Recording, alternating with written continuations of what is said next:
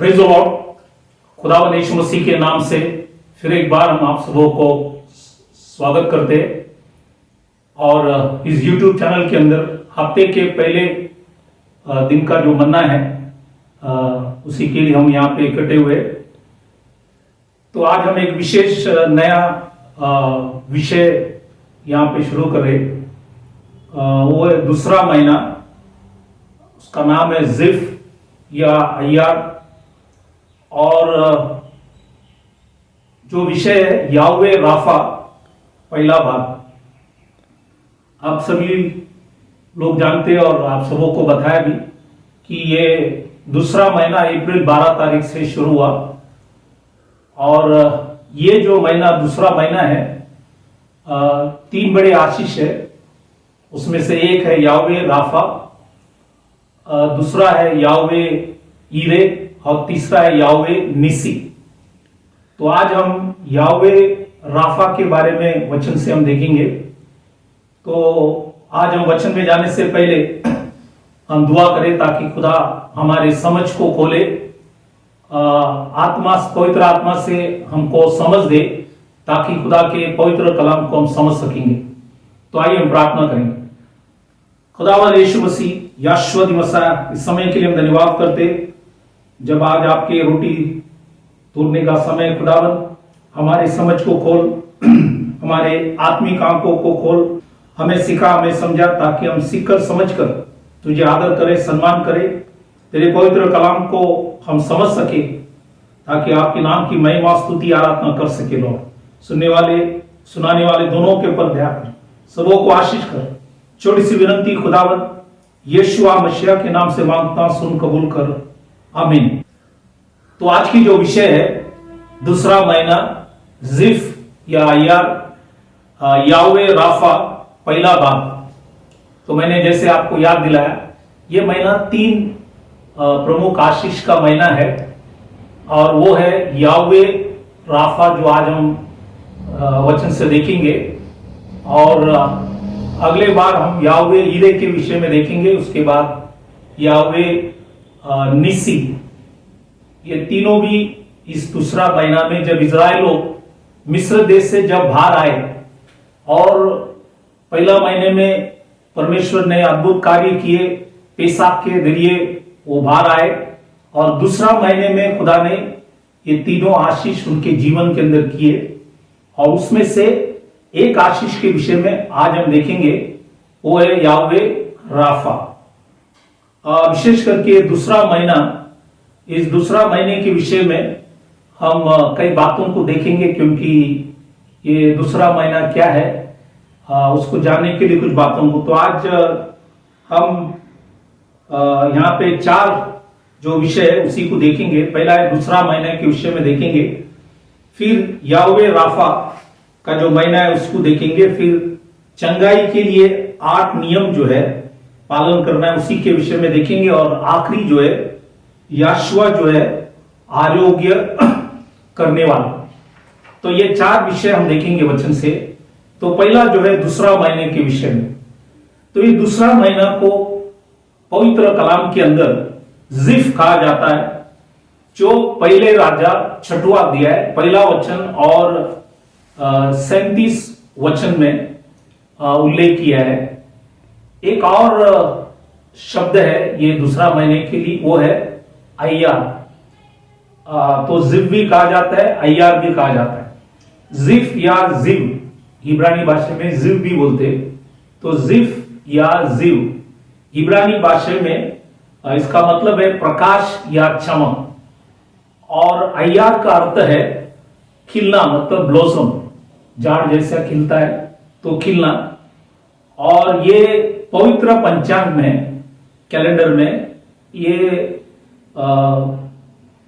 दूसरा महीना है, और नागरिक पंचांग कैलेंडर में ये 8वां महीना है। ये महीना 29 दिन का होता है। इस महीने से जुड़ी हुई गोत्र इसाकार था, जो विद्वान गोत्र था, क्योंकि उन्हें समय की समझ था। ये बात पहली इतिहास 12वां अध्याय 32 में उल्लेख किया है।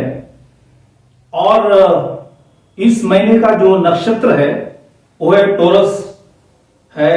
और टोरस हमें बैल या गधा जो महान वजन लेता है।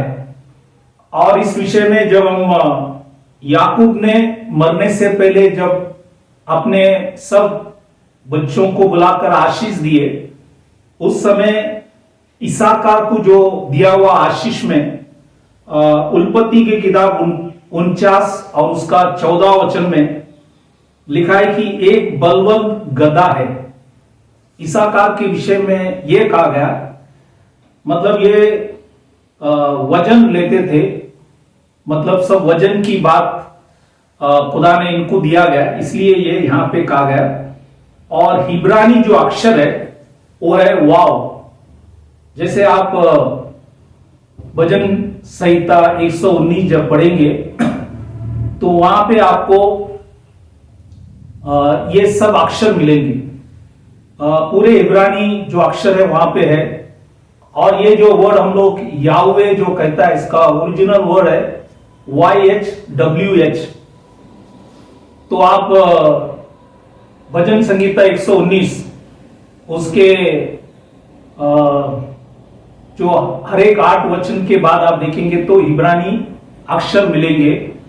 और वहां पे आप देखेंगे तो 73 वचन के ऊपर, फिर 33, फिर 41 और फिर 33। यहां पे आप पढ़ेंगे तो यॉब हे वाव हे, वहां से आया याहवे। और ये वाव जो है ये महीने से जुड़ा हुआ है, इसलिए इब्रानी अक्षर वाव है। और ये एक संबंध, मतलब कनेक्टर, इंग्लिश में बोलता है कनेक्टर, संबंधक है। और मतलब जो चीज को, दो चीज को कनेक्ट करते हैं। और जैसे मिस्र से इजरायली लोग प्रस्थान हुआ और प्रतिज्ञा देश में आगमन हुआ, तो ये दोनों को कनेक्ट कर रहे, संबंधक करने वाले बातों को यहां पे हमें याद दिलाता है। और ये महीना एक पुल, मतलब एक ब्रिज भी है के समान है, जो पहले महीने निसान के पर्व, जहां पे पेसाक पर्व है, मतलब यीशु मसीह का क्रूस के विषय में, और तीसरा महीना सिवान के शावक के जो पर्व है इसके बीच में है। तो ये दोनों पर्व के बीच में पेसाक और शावक, पहला महीना और तीसरा महीना इनके बीच में है।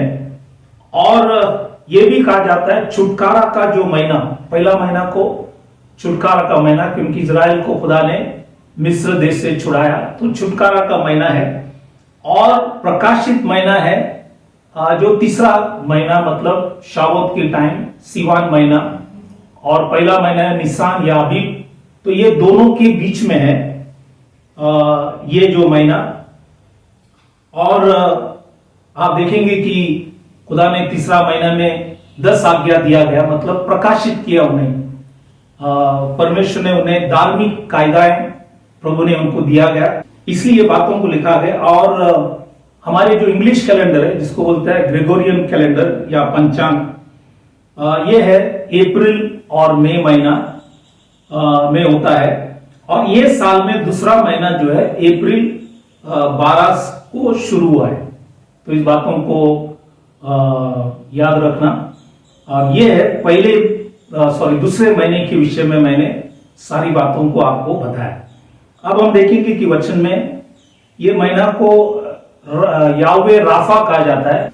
ये 3 आशीष में एक आशीष है कि प्रभु ने कहा था कि याहवे राफा। और खास करके हम जब व्यवस्था विवरण इसके 28वां अध्याय 15 से 68 जब पढ़ता है, तो यहां पे 21 बीमारी है जिन्हें शाप कहा जाता है। आप पढ़ेंगे तो वचन के अंदर आपको दिखने में आएंगे, वहां पे 21 बीमारी के विषय में है। और व्यवस्था विवरण 28वां अध्याय 58 वचन जब पढ़ेंगे 58, लिखा है कि यदि तू इन व्यवस्था के सारे वचनों का पालन करने में जो इस पुस्तक में लिखे हैं, चौकसी करके उस आदरणीय और भययोग्य नाम का जो यहोवा तेरे परमेश्वर का है भय न माने।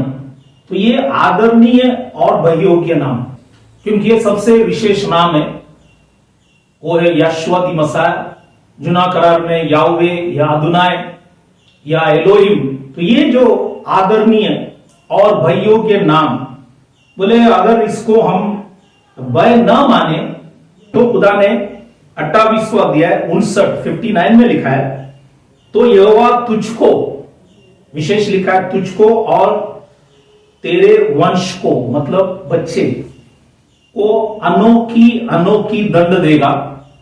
वह दुष्ट और बहुत दिन रहने वाला रोग और भारी भारी दंड देगा। और ये आज हम इस महामारी के समय आपको ये वचन भी दिखने में आएंगे कि खुदा ने कितने सालों से पहले परमेश्वर के दास मूसा से इस वचनों को कहा गया, और आज हम अपनी आंखों के सामने ये सारी बातों को हम देख रहे। इसलिए सब कुछ खुदा ने इस पवित्र कलाम के अंदर लिखा है। 28 वही व्यवस्था 28 का 60वां वचन पढ़ता है, और भी कुछ बातों को लिखता है, और वह मिस्र के उन सब रोगों, मिस्र मतलब दुनिया, मिस्र के सब रोगों को फिर तेरे ऊपर लगा देगा जिनसे तू भय खाता था, और वह तुझ में लगा रहेगा। तो आज बहुत से बीमारी से लोग डरते, जैसे कैंसर है, एड्स है, HIV है, तो जिसे लोग आज डरते थे, खुदा ने लिखा है वचन में, ये सब बीमारियां मैं मिस्र के ऊपर ले आऊंगा, और वो जो है बाइबल के अंदर लिखा है तुम्हारे ऊपर भी मैं ले आऊंगा, क्योंकि तुम इससे डरते थे, भय खाते थे।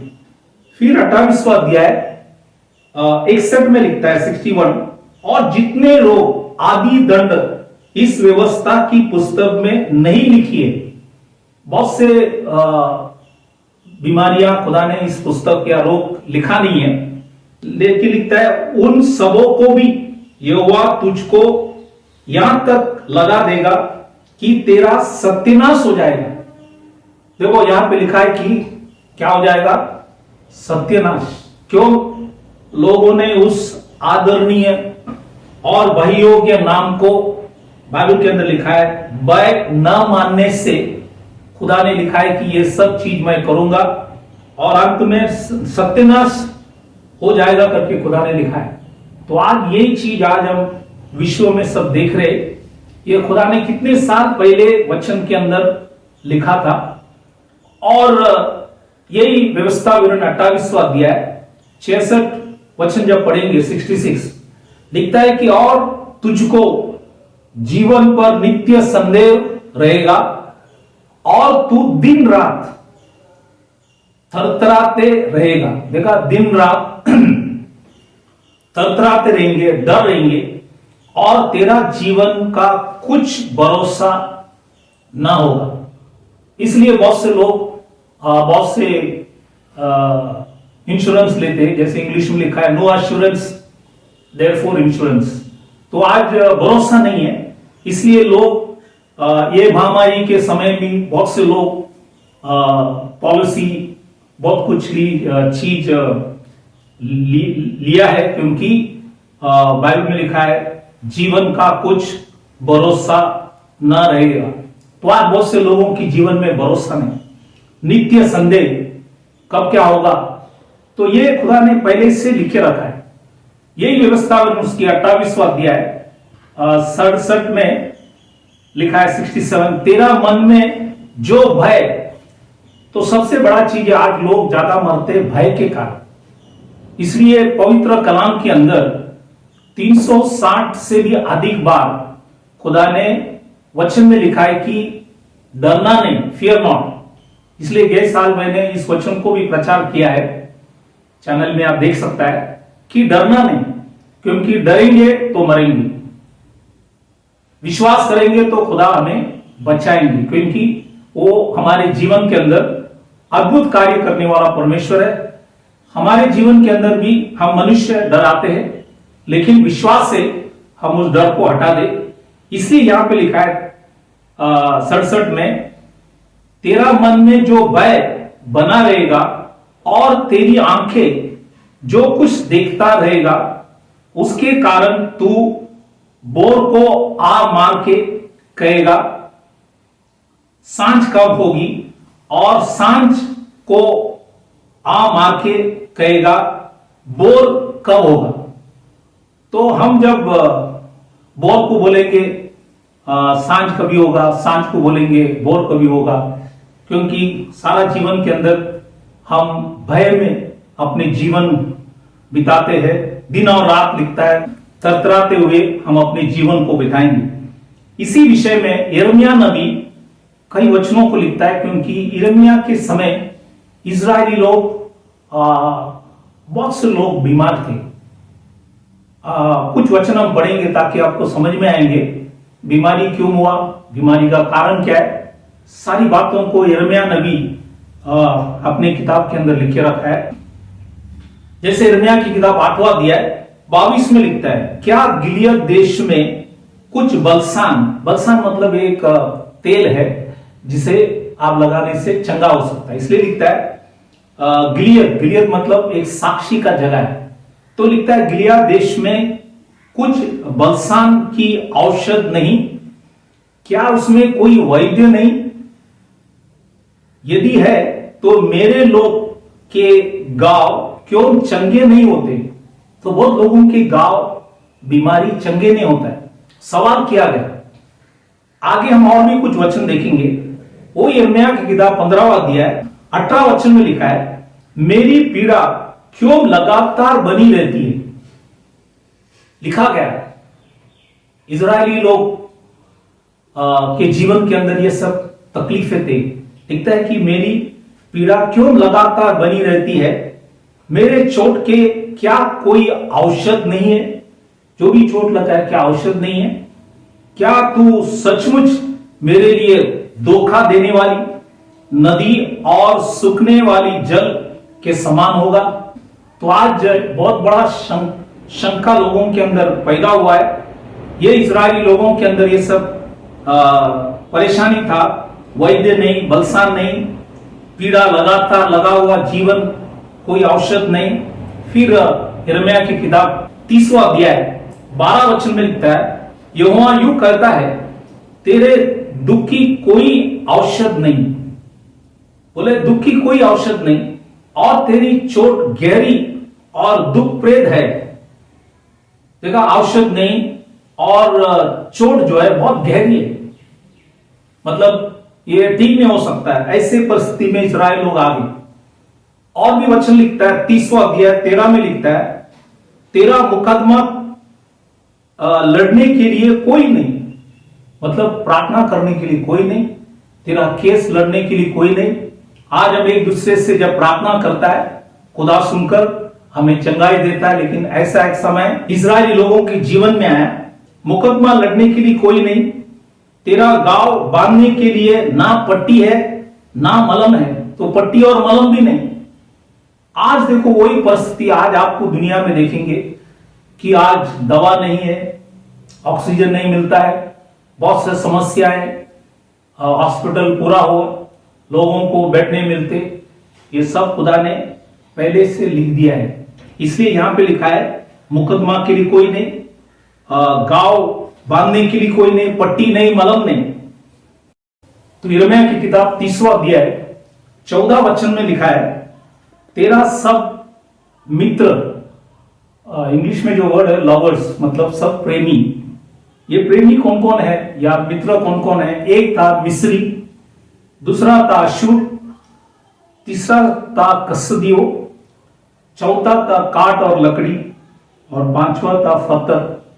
तो ये 5 मित्र या प्रेमी एजिकियल की किताब 16वां अध्याय 26 से 29 वचन में लिखा है, और यिर्मयाह 2:27 में ये चीजों को आपको दिखने में आएंगे। ये सब मित्र लोग, प्रेमी, क्योंकि लिखा है कि तेरा सब मित्र या प्रेमी भूल गए वह तुम्हारी सुधि नहीं लेती, क्योंकि तेरा बड़े अधर्म और भारी पाप के कारण मैंने शत्रु बनकर तुझे मारा है, मैंने क्रूर बनकर ताड़ना दी है।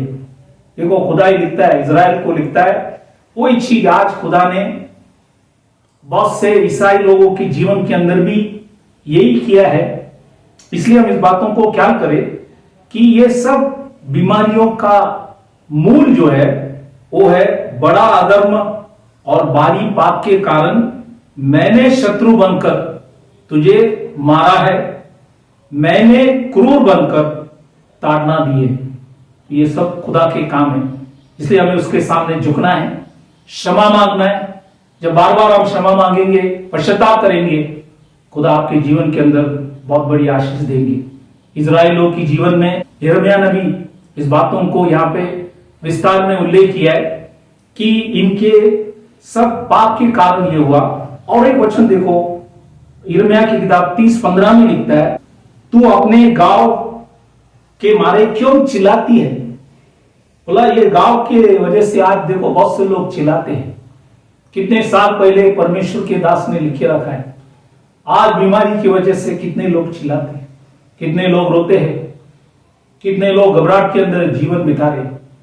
और लिखा है कि तेरी पीड़ा की कोई औषध नहीं, तेरे बड़े अधर्म और भारी पापों के कारण मैंने तुझसे ऐसा व्यवहार किया है। तो खुदा ने व्यवहार किया है। आज ये ऐसा व्यवहार, बहुत बार हम सोचते होंगे मेरे जीवन के अंदर ऐसे क्यों हुए, लेकिन खुदा ने पहले से लिखे रखा है कि ये सब हमारे बड़े अधर्म के कारण, पापों के कारण हम इस परिस्थिति के अंदर है। इसलिए इस बातों को जानना जरूरी है। तो मैंने यहाँ पे दूसरा विषय जो है आपको सारी वचनों को बताया। अब हम तीसरा जो विषय ये है, चंगाई के लिए 8 नियम का पालन करना है। खुदा की नियम है। ये 8 नियम क्या है आज हम वचन से देखेंगे, ताकि आपको समझ में आए, ताकि खुदा आपको भले चंगे रखे। पहला चीज, निर्गमन की किताब 15वां अध्याय 26 में लिखता है, यदि तू अपने परमेश्वर यहोवा का वचन तन मन से सुने। मतलब हम सीरियसली सुनना चाहिए, सुनने के लिए नहीं सुनना है, सीरियसली सुनना है, क्योंकि ये खुदा की कलाम है। ये स्टोरी नहीं है, ये दुनिया की बात नहीं है। ये एक हकीकत वचन, पवित्र वचन खुदा ने दिया। इसलिए हम तन मन लगाकर हमें सुनना चाहिए। सीरियसली अगर हम सुनेंगे, ध्यान देंगे, ध्यान से सुनेंगे। अगर और कोई बात होता है तो हम बहुत ध्यान से सुनते हैं। पैसे की बात होता है या कोई और अच्छी चीज के विषय में होता है तो हम बहुत ध्यानपूर्वक सुनेंगे। कई बार हम पानी भी पीने भूल जाते। टीवी में अगर कोई फिल्म है, देखते टाइम बहुत ध्यान से हम देखते, पानी पीना भूल जाता है। कई बार खाना भी खाना भूल जाते हैं। ये चीज हम खुदा के वचन सुनने में हम करते नहीं। इसलिए यहां पे लिखा है, यदि हम तन मन से सुने, पहला चीज। दूसरा है, उसके दृष्टि में ठीक है वही करें, आपके दृष्टि में नहीं। आपकी दृष्टि में आपको सब अच्छा लगता है, लेकिन खुदा की दृष्टि में क्या सही है उसी को करना है। क्योंकि आज अच्छे को लोग बुरे करते, बुरे को लोग अच्छे करते। इसलिए उसके दृष्टि में जो ठीक है करना, ये दूसरा नियम। तीसरा है, उसकी आज्ञाओं पर कान लगाए। जो भी आज्ञा है उसको कान लगा के सुनो, समझो और अपने जीवन के अंदर उसको निभाओ। दूसरों को मत देखो, ये मत देखो कि दूसरा कर रहा है, हम करें ताकि हमको देखे और भी लोग करें, ताकि सारा आदर खुदा को मिले। ये तीसरा चीज। चौथा चीज लिखा है, और उसकी सब विधियों को मानने। तो जितनी भी विधियां दिया है वो सब हमें मानकर करना है। ये 4 चीज निर्गमन 15 अध्याय 26 में लिखा है। अब परमेश्वर के राजा सुलेमान नीति वचन के अंदर कई बातों को लिखा है, 3 चीज, उसी को भी हम देखेंगे। तो नीति वचन 3 अध्याय 7वां वचन में लिखता है, अपनी दृष्टि में बुद्धिमान न बने। कई बार हम लोग थोड़ा वचन समझ लिया, बुद्धिमान बन गए। हम समझते कि हमने सब बातों को सीख लिया और फिर हम जाके गलत काम करते हैं, क्योंकि वचन की समझ नहीं, इसलिए हम बुद्धिमान हो अपने दृष्टि में। सबसे बुद्धिमान है खुदावन यीशु मसीह। और जितने आप वचन समझकर हम लोग नम्र होकर, दीन होकर अगर चले, वही सबसे बड़ी चीज है। इसलिए खुदा ने लिखा है अपने दृष्टि में बुद्धिमान ना होना। छठवां चीज ये है यहोवा का भय मानना, खुदा को डरना, लोगों को नहीं। सब कुछ करने वाला खुदा है। जैसे नबूकदनेस्सर की बेटा बेलशस्सर से खुदा करता है, तेरा श्वास मेरे हाथ में। तो खाली उनका नहीं, सब लोगों का श्वास उसी के हाथ में। तो आज ऑक्सीजन देने वाला वो है। इसलिए उस खुदा को हम आदर सम्मान करें जो आज तक हमको श्वास दिया है, अच्छे से दिया है। इसलिए उस खुदा को हम धन्यवाद करें। इसलिए वो लिखा है कि उसकी भय मानना। और सातवां चीज लिखा है बुराई से अलग रहना। अगर कोई बुराई हम देखते, उसमें जाके शामिल नहीं होना, बुराई से कभी भी अलग रहे। विश्वासी लोगों के जीवन के अंदर भी कई बुराइयां हैं, इसमें भी हम जाके पड़ जाते, क्योंकि विश्वासी के नाते हम ये सब चीज करते हैं। लेकिन जहां पे गलत है उसको आप गलत बोले, जहां पे सही है उसको सही बोले। गलत के साथ अगर हम जुड़ जाए तो हमें तकलीफ है। इसलिए यहां पे लिखा है बुराई से हम अलग रहना है। ये सातवां चीज। और आठवां चीज जो है निर्गमन, इसका 23वां अध्याय 25 में लिखता है तू अपने परमेश्वर यहोवा की उपासना मतलब सेवा करना। उपासना करना मतलब सेवा करना। तो ये 8 चीज जो खुदा ने हमें उसका नियम दिया है, ये अगर हम करेंगे तो खुदा आपके जीवन के अंदर जरूर आशीष करेंगे। तो इसलिए मैंने 8 जो 8वां नियम जो है और निर्गमन 23वां अध्याय 25 में लिखता है तू अपने परमेश्वर यहोवा के उपासना करना। उपासना मतलब सेवा करना। तो ये सेवा करना भी आशीष है। इसलिए ये 8 जो नियम खुदा ने दिए, ये अगर हम करते रहेंगे दिल से, विश्वास से, तो कई वचनों को मैं आगे बताना चाहता हूं कि ये 8 नियम करने से खुदा ने क्या लिखा है। निर्गमन इसका 15वां अध्याय 26 वचन जब पढ़ेंगे तो खुदा ने लिखा है तो जितने रोग मैंने मिस्रियों पर भेजा है उनमें से एक भी तुझ पर ना भेजूंगा, क्योंकि मैं तुम्हारा चंगा, यह है वर्ड राफा, मतलब याहवे राफा, राफा करने वाला यहोवा हूं। तो यहां से आया याहवे राफा। राफा का मतलब है चंगा करने वाला परमेश्वर। इसलिए नीति वचन 3 अध्याय 8वां वचन में भी लिखा है ऐसा करने से, मतलब जो 3 चीज हमने पढ़ा, बुद्धिमान ना बने, यहोवा का भय माने और बुराई से अलग अलग रहे। तो परमेश्वर लिखता है नीति वचन 3:8 में लिखता है ऐसा करने से, अभी हिंदी में लिखा है तेरा शरीर, लेकिन इंग्लिश में आप पढ़ेंगे तो वहां पे लिखा है नेवल। नेवल का मतलब है गर्भनाल, जिसको बोलता है हम्बिलिकल कॉर्ड। ये गर्भनाल जो है बला चंगा और तेरी हड्डियां पुष्ट रहेगी। तो बोलता है हड्डी पुष्ट रहेगी और तेरा जो गर्भनाल है वो बला चंगा रहेंगे। ये खुदा ने सुलेमान राजा लिखा हुआ वचन है। और 3 यूहन्ना के किताब जब हम पढ़ेंगे वहां पे 3 आशीष के विषय में लिखा है और ये 3 यूहन्ना 2 वचन में लिखा है। 3 यूहन्ना 2 वचन में लिखता है हे प्रिय, मेरी ये प्रार्थना है कि जैसा तू आत्मिक उन्नति कर रहा है, यह है आत्मिक आशीष। दूसरा है वैसे ही तू सब बातों में उन्नति करे। ये सब बातों में मतलब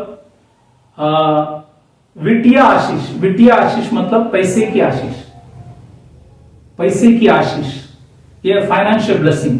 और तीसरा जो है और भले चंगा रहे, मतलब शारीरिक आशीष। तो खुदा ने 3 आशीष दिया है, आत्मिक आशीष, पैसे की आशीष और शारीरिक आशीष। अब एक विशेष बात यह, किसी भी दो संयोजन,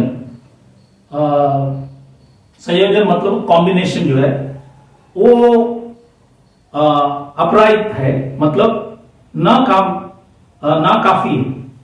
मतलब कोई भी दो, जैसा आपके पास पैसे है और आत्मा भी आपका उन्नति पा रहा है, लेकिन शरीर साथ नहीं दे रहे, तो क्या फायदा हो? या शरीर साथ दे रहे, पैसा भी है, आत्मा खो गए। तो कोई भी दो, इसलिए लिखा है किसी भी दो संयोजन जो है वो नाकाफी है या अपराइट है। इसलिए इस बातों को ख्याल, तीनों भी आशीष खुदा ने रखा है, आत्मिक आशीष, पैसे की आशीष और शरीर का आशीष।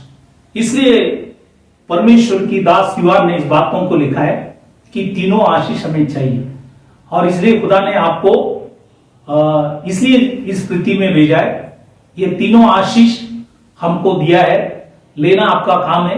परमेश्वर ने ऑलरेडी दिया है, उसने जो दिया हुआ नियम से अगर चलेंगे तो खुदा आपको आशीष करेंगे। इसलिए मैंने 8 नियम आपको बताया, और व्यवस्था विवरण 7:15 में लिखता है, ये जितनी भी व्याधि और रोग है ये सब तेरे बैरियों ही को लगेगा। तो खुदा क्या करेगा? ये सब बीमार बैरियों के ऊपर, आपके जितने भी बैरी होगा उसके ऊपर डाल देंगे। तो इसलिए ये भी वचन खुदा ने इजरायली लोगों से चुना करार में व्यवस्था विवरण 7:15 में लिखा गया।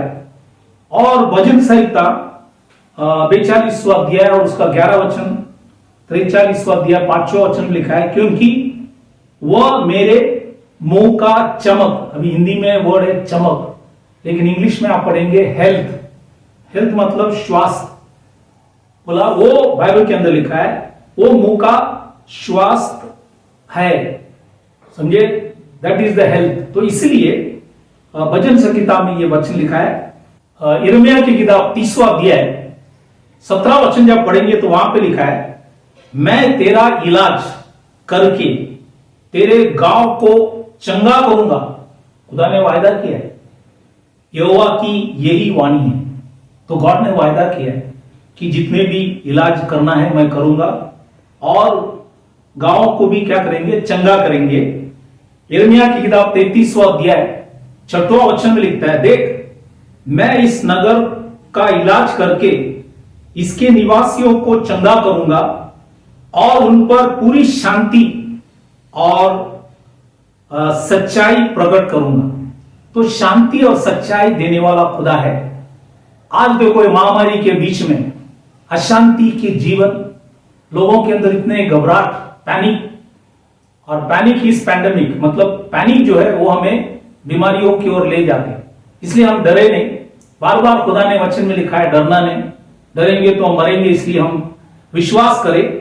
इसलिए ये जो 8 नियम मैंने आपको बताया, उसके आधार पर ये जो वचन अलग अलग दासों ने लिखा गया, जैसे मूसा ने लिखा गया, सुलेमान राजा ने लिखा गया, यिर्मयाह ने भी लिखा गया। ये सब इसलिए बताया कि उसने कहा कि मैं तेरा इलाज करके तेरे गांव को चंगा करूंगा।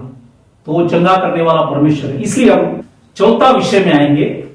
चौथा विषय यीशुआ जो है आरोग्य करने वाला परमेश्वर है। He is the healer. कोई वो मतलब याशुआई राफा है, याद रखना, याशुआ राफा है, क्योंकि जुना करार का परमेश्वर याहवे शरीर में जब आया तो उसका नाम है यीशुआ। तो बाप ही पुत्र बना, वो दो अलग व्यक्ति नहीं है, एक ही व्यक्ति है। बाइबल के अंदर खुदा 3 या 2 नहीं है, खुदा एक ही है। याद रखना, ये वचन खुदा ने जुना करार में लिखा गया है कि हमारा परमेश्वर एक ही है, और वही बाप पुत्र पवित्र आत्मा है। और आरोग्य याशुआ कर सकता है, कोई दास नहीं, कोई प्रेरित नहीं। दास या प्रेरित प्रार्थना करता है, लेकिन चंगा खुदा करता है। इसलिए याद रखना, खुदा ही चंगा करता है, कोई पास्टर, कोई प्रेरित नहीं। चंगा करने वाला स्वयं खुदावन याशुआ दी मसीह है। दास लोग प्रार्थना करेंगे, लेकिन चंगाई खुदा की ओर से। कई वचन हम देखेंगे। मत्ताई के सुवर्तमान इसका 8वां अध्याय में 6 चंगाई आपको दिखने में आएंगे और 9वां अध्याय में भी आपको 6 चंगाई दिखने में आएंगी। कुल मिलाकर 12 चंगाई ये दोनों अध्याय में खुदावंद यीशु मसीह ने किया। और मत्ती की सुवर्तमान 8:17 में लिखता है उसने आप हमारी दुर्बलताओं को ले लिया और हमारी बीमारियों को उठा लिया। ये जो वचन हमने खुदावंद याशुआ ने कहा गया, ये वचन याशुआ ने जुना करार से यशायाह नबी ने लिखा हुआ वचन को यहां पे उल्लेख किया है।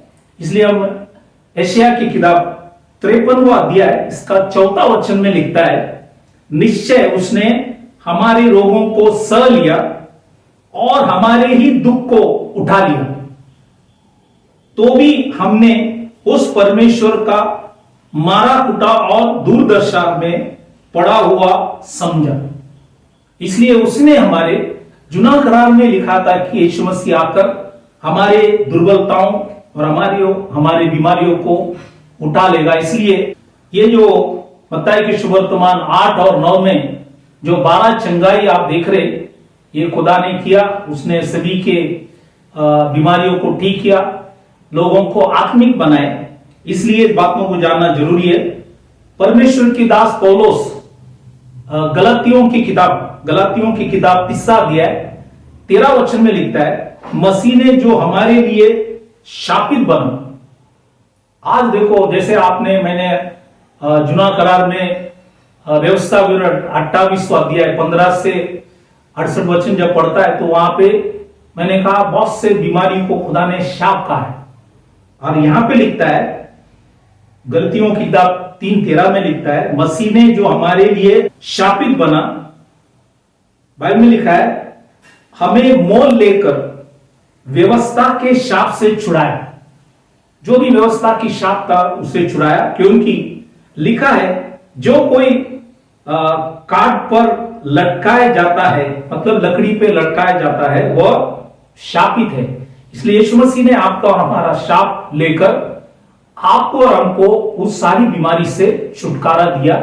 यह विश्वास से आप प्राप्त कर सकता है।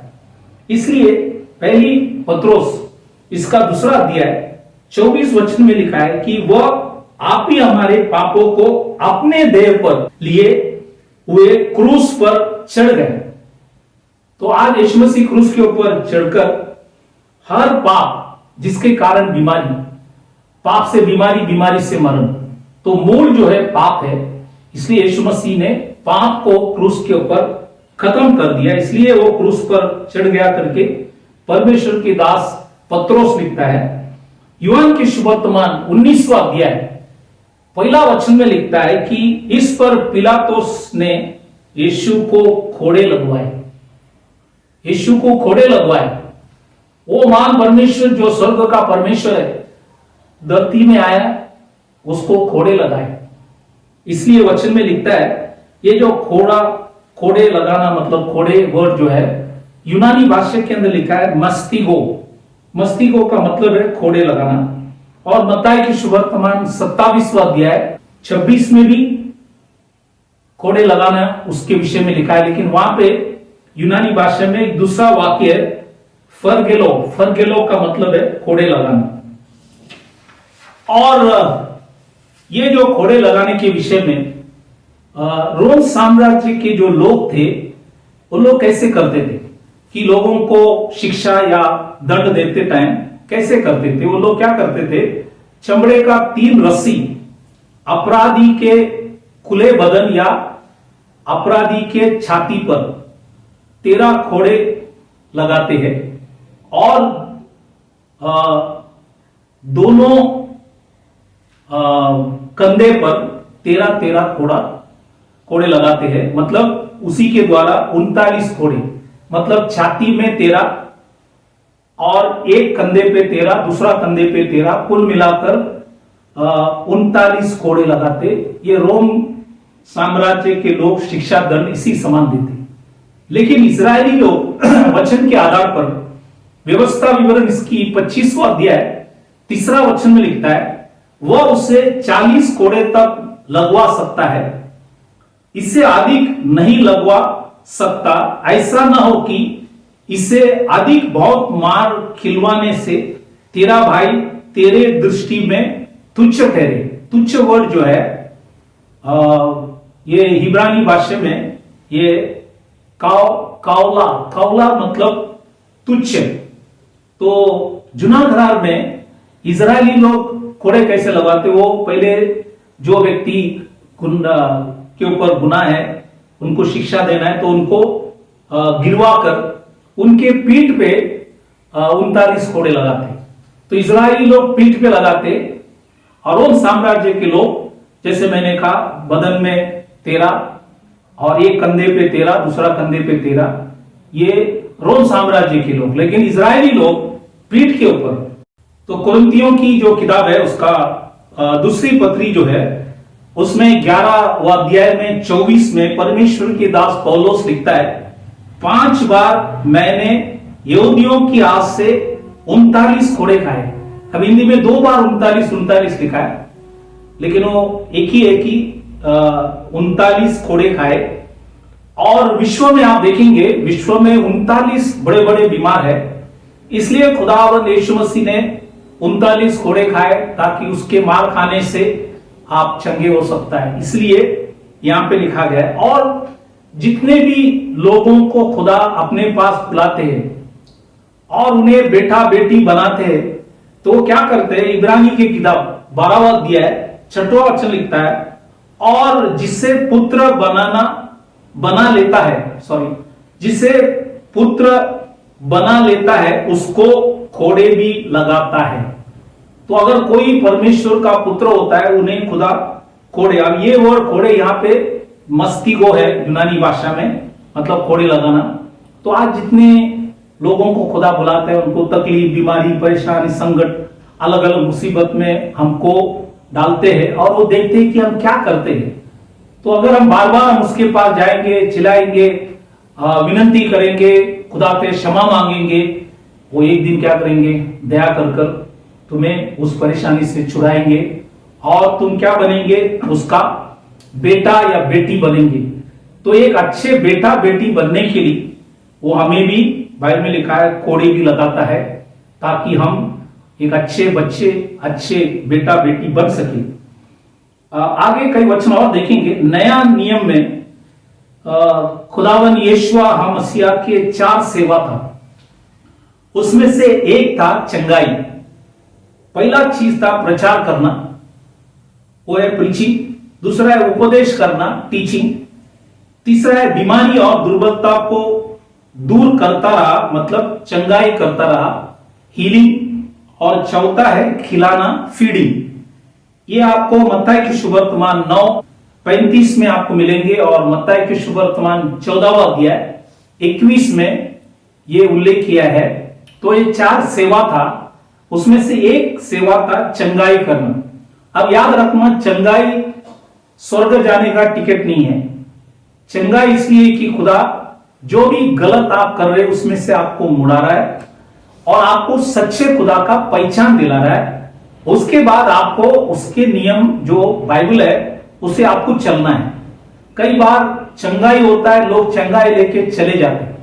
जैसे 10 कुष्ठ रोग यीशु मसीह ने चंगाई किया, 9 चंगाई लेकर चले गए, यीशु मसीह के पास लौटा नहीं। लेकिन एक समारी था, वो यीशु मसीह के पास लौटा और यीशु मसीह उसको देखकर बहुत खुश हुए। वो लौटकर यीशु मसीह को धन्यवाद किया। तो आज हमें ये नहीं सोचना कि चंगाई हो गया तो हम स्वर्ग जाएंगे। स्वर्ग जाने का टिकट नहीं है, खुदा की ओर मुड़ने का है। जो भी हम गलत कर रहे थे हमको याद दिला रहा है कि इस विश्व में एक सच्चा खुदा है।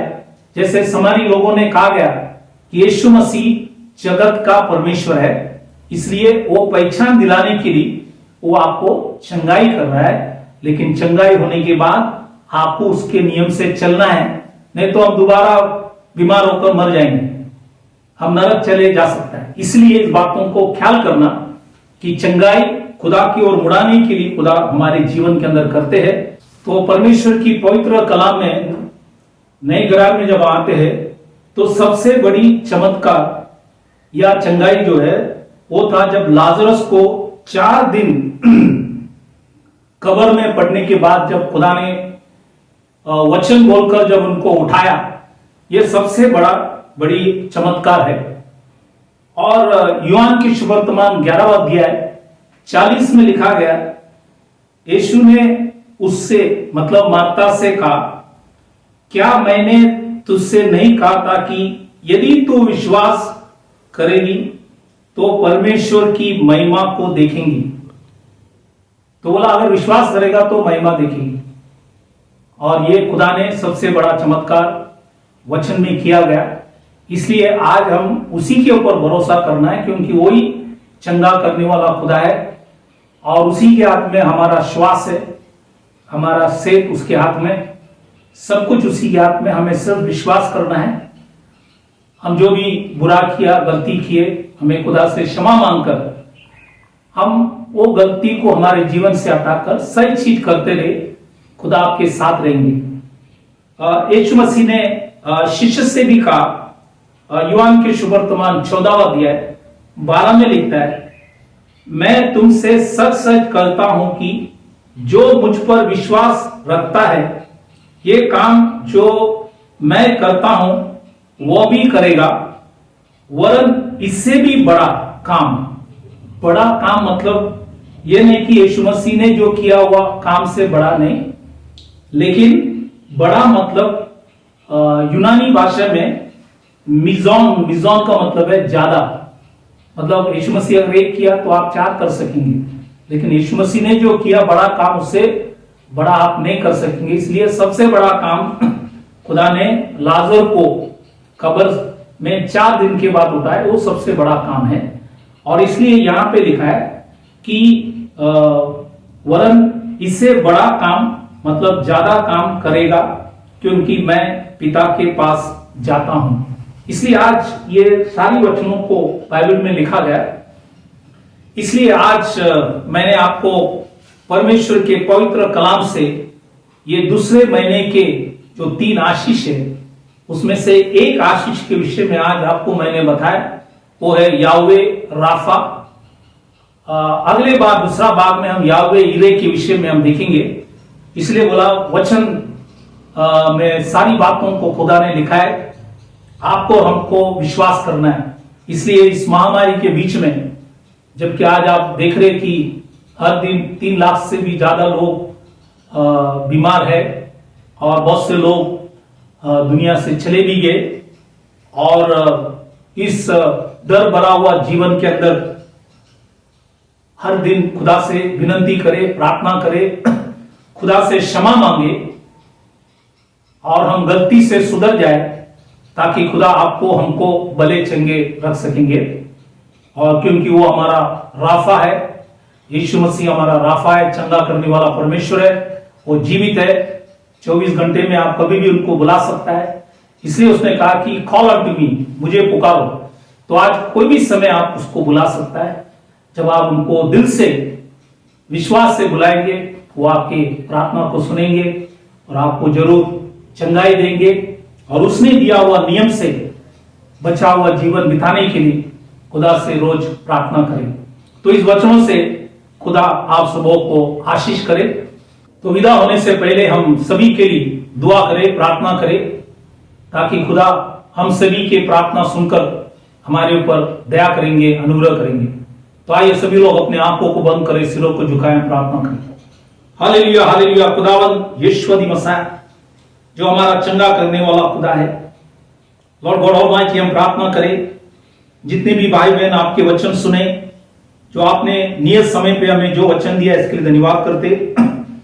और आज जो भी कोई भाई बहन बीमार, तकलीफ, परेशानी, संकट, मुसीबत, अलग अलग समस्या के अंदर पड़े हैं, खुदावन आपने खाए फटके से तो उन सबों को चंगाई कर, और आपने खाए हुए लहू से सभी के अपराधों को क्षमा कर, और सबों को स्वास्थ्य रख, सभी के जीवन के अंदर आशीष कर, सबों को भले चंगे करके प्रभु उनके जीवन के अंदर आशीष कर, सबों को अनुग्रह कर और सभी के अपराधों को क्षमा कर, सभी के ऊपर दया कर। आपने हमारी विनती प्रार्थना सुना, धन्यवाद कर छोटी सी विनती खुदावन यीशु मसीह के नाम से मांगता हूं, सुन कबूल कर, आमीन। तो फिर एक बार आप सबों को इस महामारी के बीच में सबों को याद दिलाना चाहता हूं, प्रार्थना में वचन पढ़ते हुए, क्योंकि वचन आप अगर पढ़ेंगे, वचन हमें जिलाता है, वचन हमें शक्ति सामर्थ देता है, और जितने भी परेशानियां हैं उसको खुदा दूर करेंगे। इसलिए बार बार वचन पढ़ते रहना, प्रार्थना भी करना, पश्चाताप की प्रार्थना करना, ताकि प्रभु तुम्हारे जीवन के अंदर भी एक अद्भुत कार्य कर सकेंगे और लोगों के जीवन के अंदर भी अद्भुत कार्य करने के लिए योग्य खुदा है। तो फिर हम आपस में मिलते नहीं है, तब तक खुदा आप सबों को आशीष करे, आशीर्वाद करे। आपने इस YouTube चैनल के अंदर वचनों को सुना, इसलिए धन्यवाद कर मैं सबों को थैंक यू बोलना चाहता हूं। Praise the Lord.